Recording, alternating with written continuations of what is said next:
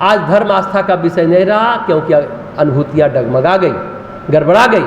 विज्ञान आस्था का विषय बनता जा रहा है, क्योंकि वह तर्क, तथ्य और प्रमाण प्रस्तुत करता है। और सबसे बड़ी बात है, विज्ञान के बारे में हमारे अंदर अनुभूतियाँ सकारात्मक है, पॉजिटिव है। धर्म आस्था का विषय बने, श्रद्धा का विषय बने, इसके लिए धर्म को फिर से शंकराचार्य पैदा करने पड़ेंगे, स्वामी विवेकानंद पैदा करने होंगे, श्री अरविंद पैदा करने होंगे, रमण महर्षि पैदा करने होंगे, पंडित श्री राम शर्मा आचार्य पैदा करने पड़ेंगे, कोई ऋषि वर्ग पैदा हो, फिर बात बने। आज के युग में वैज्ञानिक अध्यात्मवाद की बात गायत्री परिवार के सूत्र संचालक वेदमूर्ति तपोनिष्ठ पंडित श्री राम शर्मा आचार्य जी ने किया। आज के युग में एक जमाने में 1975 में एक पुस्तक आई थी, ताओ ऑफ फिजिक्स, फ्रिट्जॉफ कापरा की ताओ ऑफ फिजिक्स किताब आप लोग जरूर पढ़िएगा। उसमें उपनिषद और बौद्ध धर्म के सिद्धांतों के साथ वैज्ञानिक सिद्धांतों का कंपैरिजन किया था, तुलनात्मक अध्ययन किया था। उस जमाने में हाईएस्ट सेलर बुक हो गई थी दुनिया भर में, एक बार में 10 लाख प्रतियां बिक गई थी 1975 में। आज भी इसकी बिक्री बहुत होती है। कापरा ने लिखा कि जीवन मूल्यों को विज्ञान समझा सकता है। ये बातें बहुत लिखी हम बता रहे हैं, लेकिन वो मूल बात है कि जीवन मूल्यों को, मानवीय मूल्यों को विज्ञान समझा सकता है। ये कापरा ने कहा ताओ ऑफ फिजिक्स में। विज्ञान का ढिंढोरा पीटा, ढोल बजाया, खूब चर्चा हुई। अगर सिर्फ वह अध्यात्म का ढिंढोरा पीटता तो चर्चा होती क्या? नहीं होती। जबकि कापरा को, उस वैज्ञानिक को अध्यात्म का अनुभव नहीं है, लेकिन विज्ञान की बात किया तो खूब लोकप्रिय हुआ वो पुस्तक। हाँ, उसी तरह आध्यात्मिक व्यक्ति को भी विज्ञान का अनुभव नहीं रहता, क्योंकि आध्यात्मिक व्यक्ति को पदार्थ की कम ही चिंता होती है, वो तो चेतना की चिंता करता है। इसलिए अध्यात्म को चेतना का विज्ञान कहा जाता है और विज्ञान को पदार्थ का विज्ञान कहा जाता है। हाँ, ऋषि मुनि पदार्थ की चिंता करें तो फिर बात हो सकती है।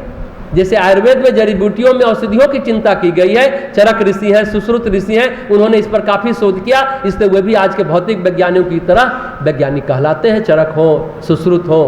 फिर जब कापरा एक दिन क्या हुआ उनके जीवन में, आखिर किताब लिखने की सूझी कैसे? एक दिन दोपहर को समुद्र किनारे बैठे थे। देखिए, उन्होंने महसूस किया कि झरने जैसी लहरें और एक ब्रह्मांडीय नृत्य बना रही है। उनको लगा, अब उनकी तुलना उन्होंने सहज रूप से शिव के नृत्य से की, जिसके बारे में पढ़ रहे थे। उन्होंने पूर्वी धर्म, विशेष रूप से हिंदू धर्म और जैन यानी बौद्ध धर्म के बारे में पढ़ना और जांचना शुरू किया था। फिर उन्होंने शिव के नृत्य और उप परमाणु कणों के नृत्य के बीच समानता को दर्शाया। वह अंतर्राष्ट्रीय बेस्ट सेलर बुक बन गया था, एक केंद्रीय रूपक बन गया, जो आज भी दुनिया भर में 40 संस्करणों में छपा है। पुस्तक जो है ना, आप लोग जरूर पढ़िए।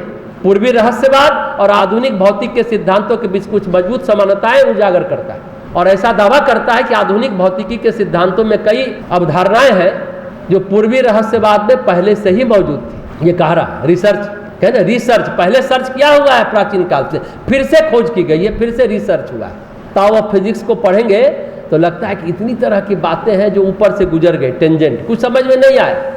ये हमने अपने मित्र से जब हम पढ़े थे तो बोले, बहुत पहले की बात है। इतनी तरह की बातें हैं जो ऊपर से गुजर गई। तो हमारे मित्र का तरह जो बोले, इतनी तरह कुछ नहीं होता। जब कोई विषय अपरिचित होता है, थोड़ा अनिजी लगता है। जैसे कोई एक आदमी एकाएक सामने खड़ा हो जाए, आप उसको नहीं जानते, कभी देखे नहीं है, तो बड़ा अटपटा लगता है ना, लेकिन जिज्ञासा होती है कौन है। उसी तरह से ताओ ऑफ फिजिक्स जैसे अपरिचित विषय के बारे में बात होती है तो अटपटा लगता है, लेकिन जिज्ञासा भी होती है। तो कापरा लिखते हैं कि मैं पारिस्थितिक स्थिरता, मानव गरिमा जैसे कुछ मूल्यों को मजबूत करने के लिए वैज्ञानिक आधार दे सकता हूँ। पारिस्थितिक स्थिरता, परिस्थिति नहीं बोल रहे, पारिस्थितिक स्थिरता। पारिस्थितिक समझते हैं? पारिस्थितिक तंत्र का नाम आपने सुना होगा, यानी इकोसिस्टम, यानी प्रकृति, नेचर। प्रकृति में जो अमृत का झरना बह रहा है, पारिस्थितिक स्थिरता का मतलब है जो प्रकृति, जो हम सब सबका पोषण करती है। तो इकोसिस्टम और मानवीय गरिमा जैसे कुछ मूल्यों को मजबूत करने के लिए ये वैज्ञानिक अध्यात्मवाद है जो ताओ ऑफ फिजिक्स में है। ये पारिस्थितिक स्थिरता और मानवीय गरिमा, ये सब कहाँ से आए हैं? तो ये शब्द तो अध्यात्म से आया है ना, विज्ञान में तो इसका कोई मूल्य नहीं है। पारिस्थितिक स्थिरता यानी पर्यावरण, प्रकृति प्रदूषण और मानवीय गरिमा यानी ईश्वर के साथ जो हमारा संबंध है, उन मूल्यों को मजबूत करने के लिए वैज्ञानिक आधार देने की बात इस पुस्तक में है। उन्होंने इसके लिए वैज्ञानिक प्रमाण दिया और कहा कि अध्यात्म है जो जीवन के लिए आवश्यक है। ये फिर जब कापरा ने कहा, कापरा ने 2 शब्द कहा, आधुनिकी भौतिकी और पूर्वी रहस्यवाद। अब ये दो शब्द को समझे, ये क्या है? आधुनिक भौतिकी का मतलब, मॉडर्न साइंस का मतलब क्या है? Quantum physics. यह पदार्थ की छानबीन नहीं करता, क्वांटम फिजिक्स ऊर्जा की बात करता है। आधुनिक भौतिकी में क्या है? आइंस्टीनियन फिजिक्स आता है, न्यूटनियन फिजिक्स नहीं आता है। ऊर्जा का सिद्धांत, सापेक्षता का सिद्धांत आइंस्टीन का है, इसमें न्यूटन का सिद्धांत नहीं आता है। पूर्वी रहस्यवाद का मतलब क्या हुआ? हिंदू धर्म और बौद्ध धर्म, उसमें जो दर्शन है, जो फिलॉसफी है, उसके बारे में कहा है। पूर्वी रहस्यवाद का मतलब होता है अध्यात्म। इस पूर्वी रहस्यवाद से हाइजेनबर्ग भी बहुत प्रभावित हुए थे। बौद्ध धर्म ने सबसे ज्यादा चीन और जापान को प्रभावित किया। चीन के जो सबसे पुराने दार्शनिक का नाम बता सकता है कोई? लाओ त्जू, जिन्होंने ताओ सिद्धांत की स्थापना की थी। उसके बाद कन्फ्यूशियस आए, फिर लाओ त्से आए, फिर उन्होंने अपने अपने दर्शन की स्थापना की। तो कापरा ने दोनों के समानताओं में पड़ताल किया, उसका विवेचन किया, एक समन्वय में स्थापित किया।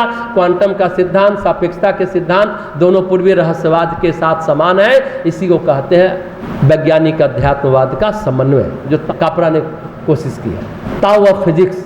अब ये ताओ ताओ आपको लगता है क्या है भाई? ताओ एक शब्द है, एक शब्द है तेह और तीसरा शब्द है चिंग। ताओ एक शब्द है, तेह दूसरा शब्द है, तीसरा शब्द है चिंग। जैसे हम लोग बोलते हैं ना ओम तत्सत, ओम अलग शब्द है, तत् अलग है, सत अलग है, उसी तरह ताओ तेह चिंग है। ताओ का मतलब उपनिषद, ताओ का मतलब है उपनिषद का मतलब है हम बार बार अपने जीवन को नापे तौले कि हमारा जीवन प्रकृति के अनुरूप है या नहीं है, प्रकृति जो चाहती है वैसा जीवन हम जी रहे हैं या नहीं, कहाँ गड़बड़ हो रही है, उसी की जांच पड़ताल हमको हमेशा करनी है। कहने का मतलब है प्रकृति के साथ जुड़ कर रहिए, परमात्मा के साथ जुड़ कर रहिए। प्रकृति के साथ हमारा सहचर्य कहाँ टूट रहा है, परमात्मा के साथ हमारी सहभागिता कहाँ टूट रही है, ये जांच पड़ताल करना है। ताओ का मतलब ऐसा हुआ। प्रकृति कौन है? परमात्मा की। प्रकृति परमात्मा की गृहिणी है, गृह स्वामिनी है। उसका काम है कर्म की व्यवस्था सुचारू रूप से चले। बंगाल में एक संत हुए थे, वे कहते थे प्रकृति और पुरुष का मतलब हुआ, पुरुष मतलब परमात्मा। जैसे घर में कोई मेहमान आया, पुरुष ने कुछ कहा नहीं, केवल पत्नी की ओर देखा, पत्नी सब नाश्ता वास्ता लगा दी।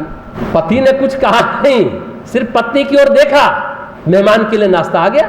तो बंगाल के संत कहते हैं तो हुक्का गुरगुराने का काम किसका है? परमात्मा का। और नाश्ता लगाने का काम किसका है? प्रकृति का। शुभ कर्म यानी दान पुण्य करने का मतलब क्या है?